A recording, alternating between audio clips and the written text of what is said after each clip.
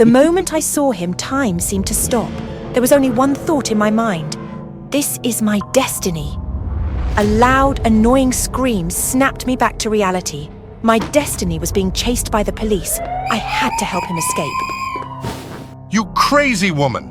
Why did you suddenly run into the street and block our way? Do you even know we're on an important mission? I'm sorry, I didn't mean to.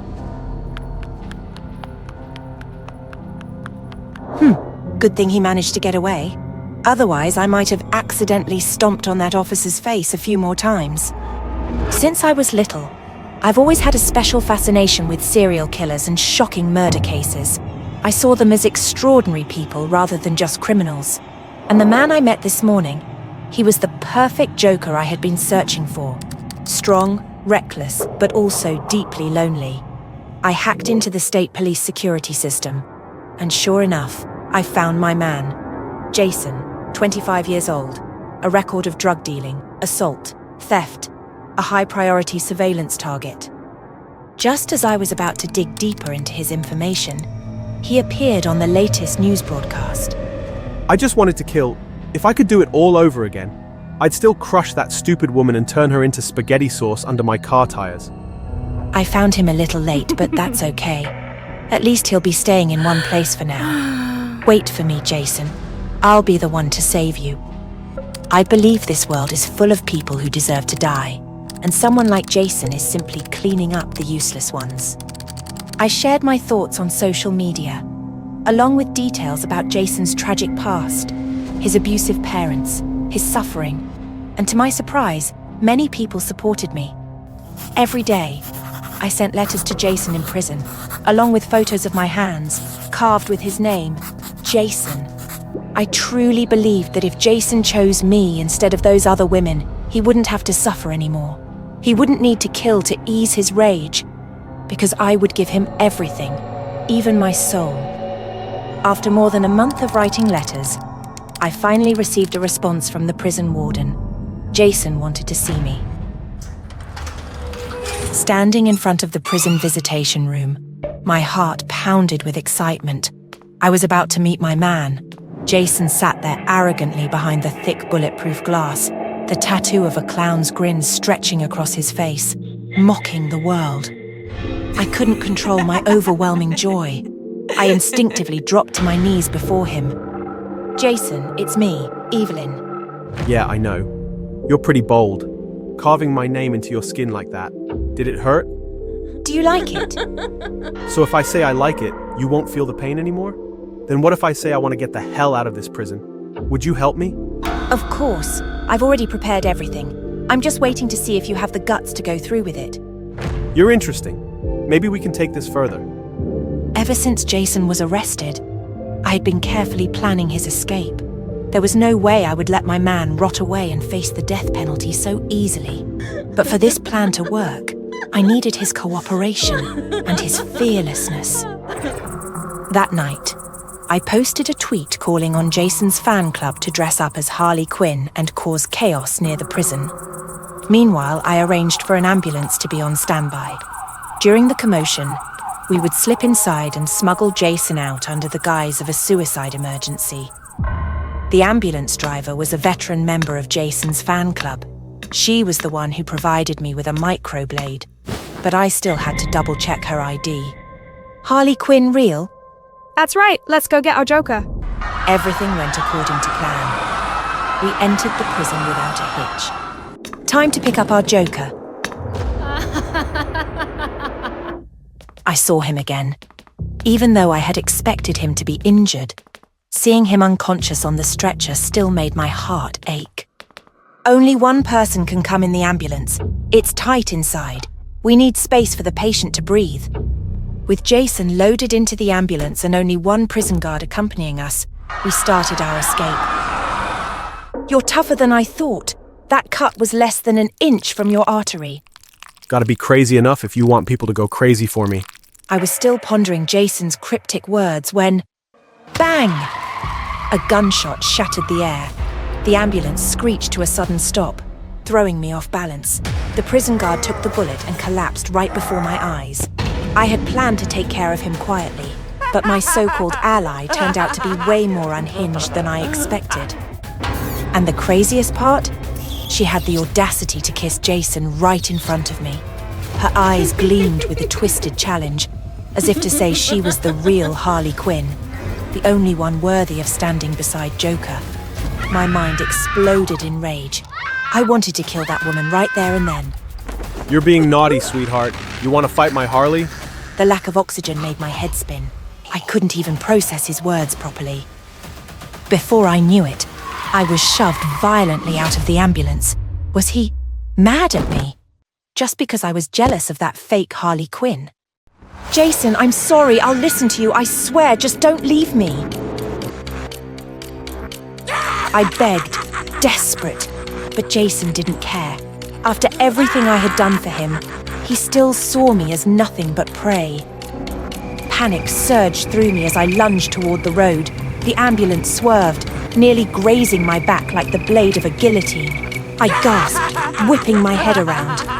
The dark forest stretched endlessly around me, silent, empty. It was just me and those two bloodthirsty killers. I was going to die, to be nothing more than spaghetti sauce under Jason's wheels. But then, bang, bang, bang! A barrage of gunfire erupted, forcing the two murderers to retreat. Police sirens screamed through the air. Jason and his new Harley had no choice but to run. My body went limp. My heart pounded so violently it hurt. I couldn't even tell what I was feeling anymore. Pain, excitement, satisfaction, or maybe emptiness? My Joker. He just vanished before my eyes. Her mental state is extremely unstable. She frequently engages in self-harm and experiences hallucinations. For now, she needs to stay in the hospital. I am Harley Quinn. Only Joker is worthy of me.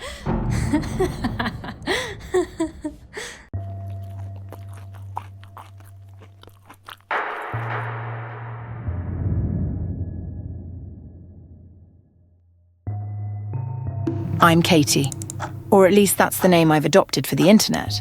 You probably know me, or knew me, as the blindfolded mukbang YouTuber who captivated millions with my silent, bizarre eating broadcast.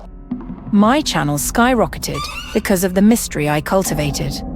A simple gimmick: never show my face, never speak, and always eat ravenously, like I hadn't touched food in days. It worked. Bruises on my wrist, Morse code taps on my plates, cryptic captions with capitalized SOS letters, every little detail carefully planned to keep viewers hooked. They speculated endlessly. Is she kidnapped? Is she being held against her will? Who's behind the camera? The truth? No one was behind the camera but me. I wasn't a victim. I was the mastermind, and I made a killing off it, literally and figuratively. At first, my fabricated cries for help were enough to pull in views. Every video made me richer. I never imagined making money could be this easy. It felt like I'd found my talent. I planned a new angle, something to keep the audience guessing. So I came up with the idea for private live streams, pay-to-watch exclusives. My fans ate it up, both figuratively and literally. During the first live stream, I repeatedly pressed my head into a large bowl of sauce, as if someone were forcefully pushing me down. The chat exploded. Who's hurting you? Why isn't she fighting back? Is she okay? Kate, we're here for you, just give us a sign. The tips poured in. The live stream was a massive success, but it came with a problem. Comments shifted from concern to skepticism. She's faking it, they'd say. This is all for attention. Some even presented compelling evidence to prove their point.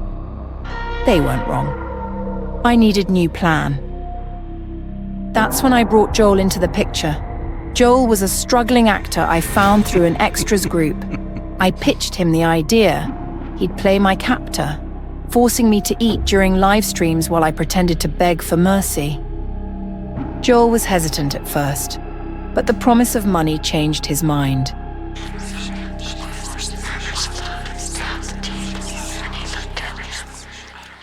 Our first joint live stream was electric. Joel loomed behind me, occasionally barking orders as I stuffed food into my mouth. The chat went wild. This is insane. Someone call the police. Katie, are you okay? The more desperate I acted, the more money came in. For weeks, the plan worked perfectly. Joel and I split the profit, and my channel reached heights I'd only dreamed of. But then, Joel started getting too into his role. It was during our third live stream together. Something felt off the moment we started. Joel's demeanor had changed. He wasn't just playing the part, he was embodying it. Eat! He growled, shoving a massive crab leg in front of me. I played along, taking exaggerated bites, but Joel wasn't satisfied. He grabbed a handful of shrimp and pushed it toward my face. More! He demanded. The chat exploded. Oh my God, this is too real. Why everyone keeps saying she's acting? She's a good actress? Someone needs to stop this. Huh. At first, I thought Joel was improvising for dramatic effect. But when I tried to signal for him to ease up, a subtle tap on the table we'd agreed upon, he ignored me. Joel, that's enough, I whispered, my voice barely audible under the sounds of chewing. He leaned in close, his breath hot against my ear. This isn't what you wanted, Katie. My stomach dropped. Joel grabbed a handful of food and stuffed it into my mouth harder this time. I gagged, my blindfold slipping as I tried to push him away. I tried to spit out the food and scream, but Joel's hand clamped over my mouth. Keep eating. The show must go on. Desperation kicked in. I reached for the only weapon I had, the food itself. Grabbing the greasy seafood plate, I hurled it at Joel's face. He recoiled, momentarily stunned. I seized the chance to run, tearing off the blindfold and sprinting out of the room. I didn't stop running until I reached the police station. My story spilled out between gasps for air, but the officers didn't seem convinced. When I showed them the text between Joel and me, they raised their eyebrows. These messages make it clear this was all planned. It wasn't supposed to be real, I shouted, but they didn't care. To them, I was just a desperate YouTuber trying to go viral. Now, I'm back home. Every door locked, every window bolted shut. My YouTube channel is gone, my social media accounts deleted. But the fear remains. Yesterday, I received an email from an unknown sender. Isn't this what you wanted, Katie? No attachments, no context, just that one sentence. I don't know where Joel is now, but I can't shake the feeling that he's watching me. Somewhere, out there, he's waiting for me to let my guard down.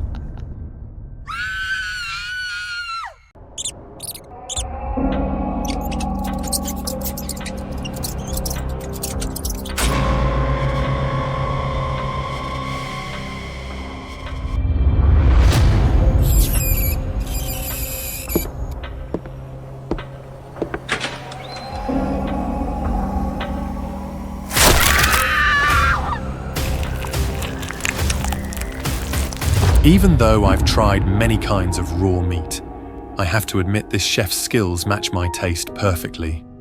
The fish melts in my mouth with a sweet flavor and a faint hint of blood. Mr. Davis, you're quite the gourmet. Very few people can handle raw puffer fish without any preparation like you do. You could say I'm addicted to eating raw meat. I enjoy the fresh taste and the natural flavor of it. Eating raw meat makes me feel excited, like a predator. My mother is the one who trained me to eat raw food. Isn't that right, Mum? Don't joke around like that in front of adults, dear. When I was 7, my father passed away suddenly, which sent my mother into a crisis. She blamed me for everything, her pain, her misfortune. Even now, as an adult capable of supporting the whole family, the distance between my mother and me remains unbridgeable. You don't look too well. Your digestive system probably hasn't adjusted yet. A glass of wine will help you feel better. This is Charles, the private chef I recently hired. His cooking skills are flawless, and he's also very observant. Truthfully, I'm feeling a bit uncomfortable. but the sweet aroma of the wine makes me feel relaxed. I suddenly want to share my thoughts and be heard. If you were locked under the stairs for 7 days, starved to the point of eating live rats, you wouldn't feel any sympathy for her either. I'm really sorry. It sounds like you didn't have an easy childhood. It's fine. I've already figured out a way to make her suffer. By eating raw meat in front of her? You're quite fascinating. After that night, Charles and I became even closer. Charles quickly understood my health condition and knew my desire to replace my daily meals entirely with raw meat. So he prepared a suitable menu to help my body gradually adapt to this new diet. The first dish was blue rare beefsteak. Both sides of the meat were seared just enough, served with butter sauce and a sprinkle of pepper. The meat remained fresh and tender without having an overpowering metallic taste. Watching the look of discomfort on Carolyn's face made the piece of meat in my mouth taste even more delicious. After my body had adjusted to digesting blue rare beefsteak, Charles started preparing dishes that were progressively rawer over the next few days. First, he served steak tartare, completely raw minced beef. Then came basashi, a Japanese dish made of raw horse meat. And the final dish, the graduation meal from my raw meat training, was shiru, a dish of live fish. Watching the little fish squirm on the soup spoon, I suppressed the guilt and a flicker of fear before eating them. Davis, you've lost your mind. This is not something a human being should be eating. Why not? Charles's skills are impeccable. This tastes 1,000 times better than the live rat I once ate. Charles, this is all your fault. You're corrupting my son. What kind of monster are you trying to turn him into? Pumpkin, gouge his eyes out for me. She's always been like this, resolving everything with violence and blaming others for her misery. But this time, I won't just quietly endure. Davis, your hand. It's just a small cut. Davis, did you really hit your brother because of a servant? He's nothing but a bloodthirsty monster. You should stay far away from him. I couldn't take it anymore. What absurd delusion was she having this time? Forcing me to see a hairy ape as my brother and demanding I abandon the only person I could confide in. What a joke. I returned to my room and quickly treated my wound. Looking at myself in the mirror, I finally realized something. Ever since switching to a raw meat diet, I feel stronger. My complexion looks healthier and my teeth seem sharper, like a true predator. Pumpkin! Pumpkin, where are you? What is she and that crazy monkey up to now? Has the monkey gone missing? That's fine. I should thank whoever got rid of my little brother. Davis, it's me. I opened the door for Charles. The metallic scent of blood mixed with herbs wafting from the tray in his hands piqued my curiosity. You didn't eat much at lunch, so I prepared an afternoon snack for you. This is herb-steamed brain. It's very nutritious and it won't taste too bloody when eaten fresh. If this were before, the sight of that red brain would have disgusted me for the entire day. But ever since I started eating Charles's raw meat dishes, these faintly bloody meals have become irresistibly appealing to me. You're really enjoying it, aren't you?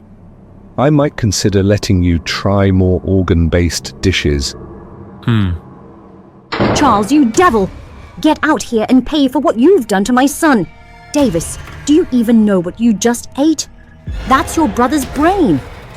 I looked at Charles in shock. I never liked that crazy monkey. But what possible reason would Charles have to do something so cruel? Kill him for me. Everything happened too fast. Before I could think, the servants stormed in and attacked Charles. Had everyone lost their minds? Who's the real master of this house? I shouted. Stop this at once! The last word caught in my throat as a cold, piercing sensation spread through my chest. I'd been shot? How was that possible? You ate your brother's brain and defended the devil who killed him. You don't deserve to be my son. That crazy woman. Thanks for saying it for me, Charles. It seems he's stronger than I thought. My body felt weak and drained as darkness slowly enveloped me. I thought I was dead, but a sharp pain in my fingertips jolted me awake. I was still alive. You're alive. Don't be surprised. It's something an ordinary human couldn't survive, but for a vampire like me, it's child's play. Looks like my blood suits your taste, huh? I bet you had quite the feast. Aren't you scared? I was calmer than I expected. There had been so many strange signs, and now that Charles's true nature was revealed, everything started to make sense. Here's the next dish in your blood replenishing menu. The liver of the one who shot a hole in your chest. Even though I knew where that liver came from, I didn't feel disgusted. On the contrary, it made me even hungrier. Perhaps I had already become a bloodthirsty monster like Charles. Charles looked at me with satisfaction, his eyes glowing a fiery red. Your blood, the blood of someone who only eats raw meat, is the finest I've ever tasted.